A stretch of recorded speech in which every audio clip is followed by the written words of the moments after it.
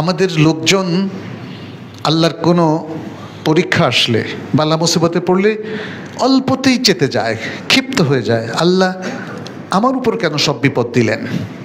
আল্লাহ কি দেখছেন না? অনেকে আরও অনেক কটু বাক্য বলে, যেটা আল্লাহর সাথে একদমই যায় না। আল্লাহ তো তার নবীদেরকে পরীক্ষা করেছেন না? সবচেয়ে প্রিয় নবী মুহাম্মদ সাল্লাল্লাহু আলাইহি সাল্লামকে কতবার কতভাবে পরীক্ষা করলেন। ইউনূস আলাইহিস সালাম, ইদ্রিস আলাইহিস সালাম, ইব্রাহিম আলাইহিস সালাম, ইসমাঈল আলাইহিস সালাম, সবাইকে তো পরীক্ষা করলেন, কোনো নবীকে তো বাদ দেন নাই। তাহলে আপনাকে কেন পরীক্ষা করবেন না? লিয়াবলুয়াকুম আইয়ুকুম আহসানু আমালা। আল্লাহ যে পরীক্ষার জন্য অনেক বালা মুসিবত দেন, অনেক পরীক্ষা দেন, কোরআন দিয়ে ভরপুর। ওয়ালানাবলুয়ান্নাকুম বিশাইইম মিনাল খাউফি ওয়াল জু'i ওয়া নাকসিম মিনাল আমওয়ালি ওয়াল আনফুসি والثمرات وبشر الصابرين الذين إذا أصابتهم مصيبة قالوا إنا لله وإنا إليه راجعون। يا سلام! আহারে, কোরআন মানুষ এখন পড়ে না, পড়লে শুধু সুরটাই বুঝে, অর্থ আর বুঝে না। কি চমৎকার ইমপ্রেসিভ কথা! এত চমৎকার ওয়াজ আল্লাহ করলেন, উপদেশ দিলেন, যেগুলো বোঝার সাথে সাথে পশম খাড়িয়ে যায়। কিন্তু সেই অনুভূতি থেকে আমরা বঞ্চিত, কারণ আমরা কোরআন বুঝি না। ফলে এই যে আপনি কোরআন পড়বেন, আপনার ঈমান তাজা হবে, নিরাশা আপনাকে পাবেই না। কারণ আল্লাহ কি বলছেন দেখেন, আল্লাহ কোরআনে নিরাশ হতে বারবার নিষেধ করেছেন।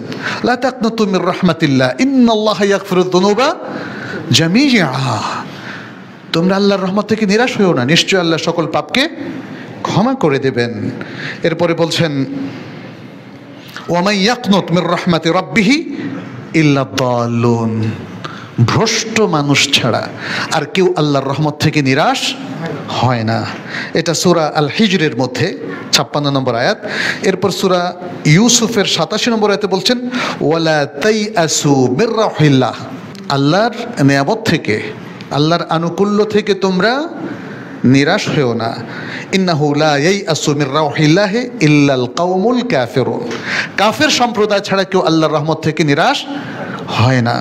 তাহলে কি ভয়ঙ্কর! আপনি নিরাশ হলে কি আপনি তাহলে মুসলিম থাকতে পারবেন?